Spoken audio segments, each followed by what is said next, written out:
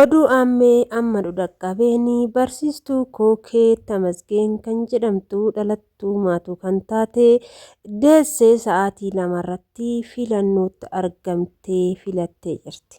Egaa shamarka fuunee kabajamtootaa fi daawwattoota hordoftoota keenya nageenyi koo kan jaalalaa fi kabajaa bakkaa fi lafartan isiniifaa baay'atu anis bakkaa fi lafan jirutti waaqayyoof galannaa ga'uu nagaa fayyaa kooti.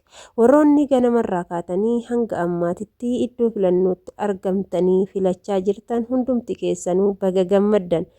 Egaa waleen teessan dhalattee umriin ishee hanga har'a ga'u filannoo barana qofa argite jechuudha. Filannoo filachuun ishee yeroo jalqabaatiif. Kanaafuu maqaan kootis filannoo jedhamee moggaafamuu qaba jechuudha. Asumarraan haati keenya kan asirratti argitan kuni dhalattuu magaalaa Maatuuti barsiistuu Kookee Tamasgeen jedhamti. Guyyaa har'aa deessee sa'aatii lamaan boodatti hidhattee filannoo irratti argamtee filatteerti. Ilma isheetillee filannoo koo jettee moggaafteerti jechuudha. Inni kun kaa dubbii ijoo ta'ee jira sa'aatii kanarratti. Haala bareedaa ta'een hanga ammaa nageenyis akka eegame filannoon adeemsifamaa jira. Asumarraan illee wanti nani jedhu jechuudha filannoo bara kanarratti ilaalchise waaqayyoon kaa abbaa carraa haa nuuf haa fidu irra guddinatti immoo kan biyya keenya nagaa nuu buusu keessattuu maatii magaalaa baadiyyaa keessa jiraatan qe'ee isaaniirraa buqqa'an qabeenya isaaniirraa buqqa'anii har'a magaalatti mana xixiqqoo kireeffatanii rakkachaa jiran dhugaa warri biyya ormaa jirtan miidiyaa kanarratti gadi baatanii waccuu malee waa'een biyya keessaa itti jiru tokkichi keessan hin beektanii jechuudha.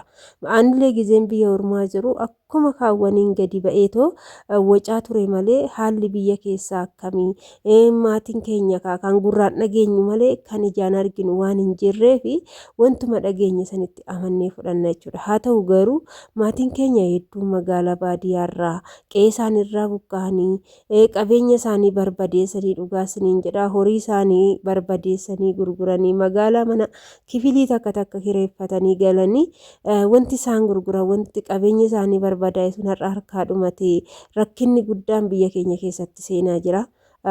Waaqayyoon immoo filannoo kanarratti kan biyya keenya nagaa buusu kan jaalala tokkummaa kennu kan abbootii keenya miskiinota homaa hin beekneef jechuudha kan homaa hin beeknee fi qe'ee isaanitti isaan deebisee jireenya akka duraanii dhugaanii nan'arra'e jechuudha jireenya duraanii maatii baadiyyaarra akka barbaadanitti deemanii akka barbaadanitti bashannananii galassan nan'arra'e jechuudha baadiyyaa deemte bifa sodaatinii akka nama hattuutitti malee akka nama bakka qe'ee abbaa keetii deemtu yookaan biyya kee deemtu akka barbaaddetti sa'aatii barbaadde baatee sa'aatii barbaadde galtu sun hin jiru jechuudha baay'ee ulfaata.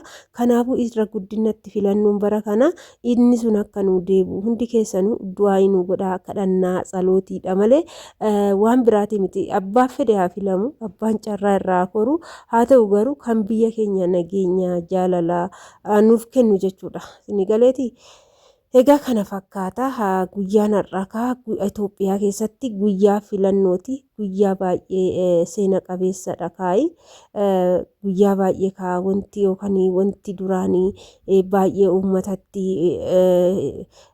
cinqiita yookaan ulfaataa ta'e kan itti salphatuuf ta'uu danda'a jechuudha dhugaa.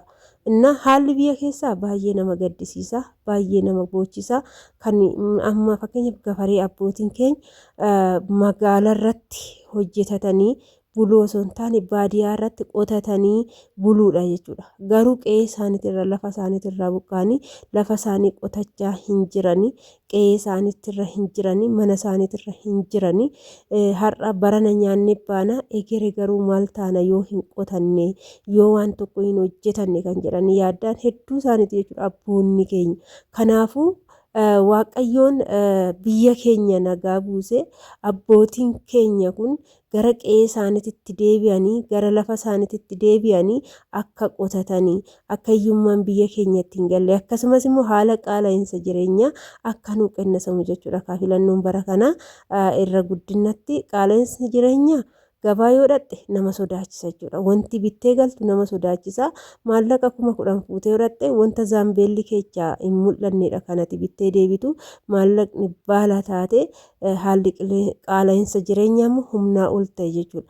Yoo bara kana immoo abboonni lafa hin qotanne gabareen lafa hin qotanne akka qe'eerraa buqqaanitti magaalatti kifilii takka takka kireeffatanii taa'an kana yoo ta'e qansiraan illee dhabameera bara kana qeerroo nama magaalatti galee qansiruma hojjetu hojii sun baay'ina namaatirraa kan ka'e hunduu baadiyyaarra buqqa'ee magaalatti bada waan ta'eef magaalaa san keessatti immoo taa'ee hin jiraatu hojjeteeti waan ta'eef qansirumti sunillee gizee hin dhabama jechuudha. Qansiraan hin dhabame jechuun immoo halkan tokko wanti nyaatanii bulan nama dhibaa jechuudha.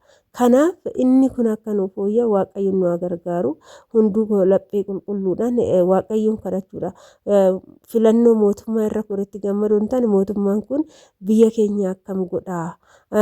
Biyyi keenya akkamii? Haala qaala'insi jireenyaa nu jijjiirama laata?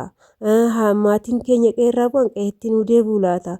Nageenyi jaalalli tokkummaan nu dhufaa laata jedhanii haala saniin deemudha jechuudha. Egaa kana fakkaata innaan ta'e gini dhugaa haati keenya kun namoota hedduus dinqitee jirti. Hunda keenya dinqitee jirti jechuudha. Dinqiidha. Maaliif jennaan deessee sa'aatii lamatti deemtee filannoo filachuu jechuun nama ajaa'ibu innaan ta'e baay'ee tokko nama ajaa'iba. Irra guddaan baga waaqayyoon nagaadhaan lama ishii godhee akkasumas haati keenya qulqulleetti durboo maaran baga wajjin dhaabbatte baga isheen isaadha ilmaa taate ilmi ishee immoo filannoo jedhamee maqaan isaa filannoo ta'eera. Beektanii namoonni girrima malee jechuudha dinqiitu hojjetamaa jira. Warri biyya ormaa jirtan kan miidiyaadhaan argitu warri biyya keessa jirru immoo qaamaan deemnee argina jechuudha.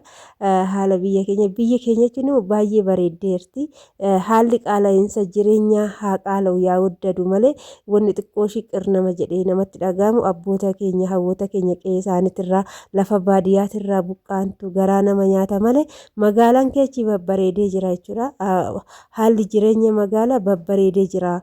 Manneen fokkataan karaarraa akka diigamuu fi manneen babbareedaa qofti akka ijaaramu taasifamee jira dhugaa dubbachuuf.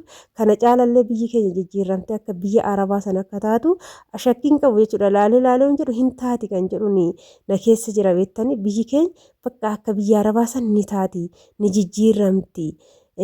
Kan jedhu jechuudha. Jijjiirama guddaatu jira waan ta'eef jijjiirama adda addaati kan argaa jirru waan ta'eef jechuudha. Egaa kana fakkaata. Guyyaa har'aa baay'isanii karaarra deemuun hin danda'amu. Filannoodha hunduu kan deemee filatee gara mana ofiitti gala. Baay'ee das nama jedha jechuudha. Haalli nageenyaallee warroonni haala nageenya dhaggeeffattan haalli nageenyaa hanga ammaatitti nagaadha biyyi isiniin jechuu barbaadee taananii egaa kana fakkaata hordoftoota keenya hundi keessanuu bakka jirtanitti biyya keessaniif immoo waaqa kadhadhaayii filannoon bara kana kan milkaa'inaa kan bilisummaa nuuf haa ta'u jedhaati waaqa keechan kadhadhaa isiniin jedha waliin keechan egaa kana fiddee isinii dhuftee jirti waan nu wajjin turtaniif ulfaadhaa galatoomaadha turtii gaarii bahii